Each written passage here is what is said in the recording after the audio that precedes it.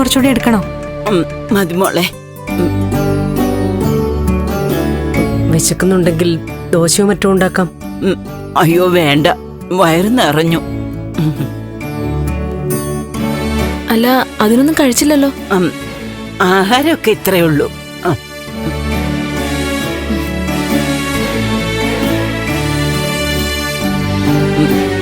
വയ്യാത്തോണ്ടാട്ടോ ഇങ്ങനെ മാഡത്തിന്റെ മുമ്പിൽ ഇരിക്കുന്നേ. അയ്യോ, അതൊന്നും സാരമില്ല. സത്യം പറഞ്ഞ കരച്ചില് വരും. നിങ്ങളെ പോലുള്ളവരുടെ വലിയ വലിയ വീട്ടില് ഇതുപോലൊന്നും അല്ല. വീട്ടിൽ കയറ്റത്തില്ല.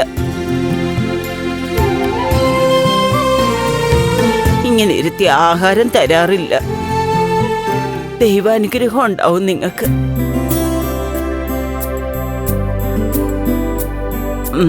ഞാൻ ഈ പാത്രമൊക്കെ ഒന്ന് കഴുകി വെക്കാം. അയ്യോ വേണ്ട, അതൊക്കെ അവിടെ ഇരുന്നോട്ടെ, ഞാൻ കഴുകിക്കോളാം. അയ്യോ അത് വേണ്ട, ഞാൻ കഴുകിക്കോളാം. വാശി കാണിക്കാതിരിക്കൂ. നിങ്ങളിവിടെ ജോലി ചെയ്യാൻ വന്നതല്ല, വിശ്രമിച്ച് അസുഖമൊക്കെ മാറ്റണ്ടേ. അയ്യോ, ഞാനൊരു സ്വപ്നം കാണുകയാണോന്നോ എന്റെ സംശയം. ജീവിതത്തിൽ ഇന്നേ വരെ അനുഭവിച്ചിട്ടില്ലാത്ത കാര്യങ്ങളാ ഇന്നിപ്പോ എനിക്ക് കിട്ടുന്നേ. രാധാമണി അമ്മയ്ക്ക് വീടും വീട്ടുകാരൊന്നും ഇല്ലേ? ഉണ്ട്, വീട്ടുകാരും ഉണ്ട്. പക്ഷെ ആർക്കും എന്നെ വേണ്ട. ഓ, മറ്റുള്ളവർക്കൊരു ഭാരകാൻ എനിക്കൊട്ടും ഇഷ്ടവുമല്ല.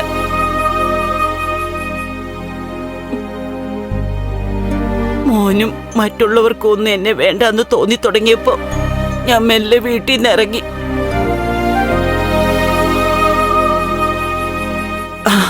പിന്നെ അമ്പലങ്ങളെ ചുറ്റിപ്പറ്റിയായി ജീവിതം. അവിടെ വരുന്ന ആൾക്കാരുടെ ഔദാര്യത്തിലൊക്കെ ആഹാരം കഴിച്ചു. അമ്പലത്തിലെ വഴിപാട് ചോറും പ്രസാദവും ഒക്കെ വിശപ്പടക്കാൻ സഹായിച്ചു. അതിനിടയിലൊന്ന് വീണു. സർക്കാർ ആശുപത്രിയിൽ കുറെ കാലം കിടപ്പിലായി. ഒരുവിധം ഭേദമായി തുടങ്ങിയിട്ട് 3-4 മാസേ ആയിട്ടുള്ളൂ. ദൈവങ്ങൾ ഓരോരുത്തരുടെ രൂപത്തിൽ മുന്നിൽ വരുമെന്ന് പറയുന്നത് നേരാ. നാട് ഭരിക്കാൻ പോകുന്ന ആളല്ലേ. നിങ്ങളൊക്കെ എത്ര വലിയ ആൾക്കാരാ. എന്നോട് എന്ത് കരുണയാ കാണിക്കുന്നേ.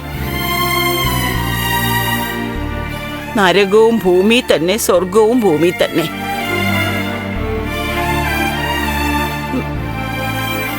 ഇന്ന് കുഞ്ഞിന്റെ കാറ് മുട്ടിയത് എന്റെ കുഴപ്പം കൊണ്ടാ. പക്ഷെ എന്നെ കുറ്റപ്പെടുത്തിയില്ല. പകരെന്താ ചികിത്സയും തന്ന് എന്നെ വീട്ടിലേക്കും കൊണ്ടുവന്നു. സ്വർഗം ഭൂമി തന്നെ. ഏതായാലും അധികം സംസാരിക്കണ്ട. രാധാമണിക്ക് നല്ല ക്ഷീണമുണ്ട്. നല്ല പോലെ ആഹാരമൊക്കെ കഴിച്ച് സന്തോഷമായിട്ട് കുറച്ച് വിശ്രമിക്കേ. ഓ, ബാക്കി എന്ത് വേണമെന്ന് പിന്നെ ചിന്തിക്കാം. ഞാനൊരു ബുദ്ധിമുട്ടായി എന്നെനിക്കറിയാം. എന്നാലും ഇനിയെല്ലാം ഇവിടെ പറയും പോലെ.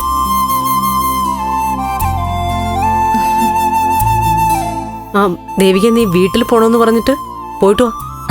അമ്മേ, സത്യപ്രതിജ്ഞ കഴിഞ്ഞ ശേഷം അച്ഛനെ അമ്മയും കണ്ടിട്ടില്ല. പോയിട്ട് വരാം. വേണം മോളെ. അച്ഛനും അമ്മയും തന്നെയാ ആദ്യത്തെ ദൈവങ്ങള്. ദൈവം മനുഷ്യന്റെ രൂപത്തിലാ വരുന്നേന്ന് പറയും. ഇടുക്കിയാ മോള്, വലിയ ആളാവും. ഈ ഇരിക്കുന്ന എന്റെ അമ്മയാ രാധാമണി അമ്മ ഇങ്ങോട്ട് കൊണ്ടുവരാൻ മുൻകൈ എടുത്തത്. അതെ, അമ്മ പറഞ്ഞതാ രാധാമണി അമ്മ ഒറ്റയ്ക്ക് വിടണ്ടാന്ന്. ഞാനൊന്ന് ചെല്ലട്ടെ.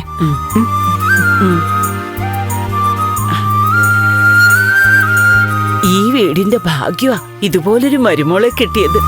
നല്ല മോള്. ഓ, ഇനി അധികം സംസാരിക്കണ്ട. ചെന്ന് കിടന്നോ, കഴിക്കാറാവുമ്പോ വിളിക്കാം. ഓ, രജനി, ഇങ്ങനൊരമ്മ. എല്ലാ വീട്ടിലും മക്കൾ ഇങ്ങനെയൊക്കെ തന്നെയല്ലേ?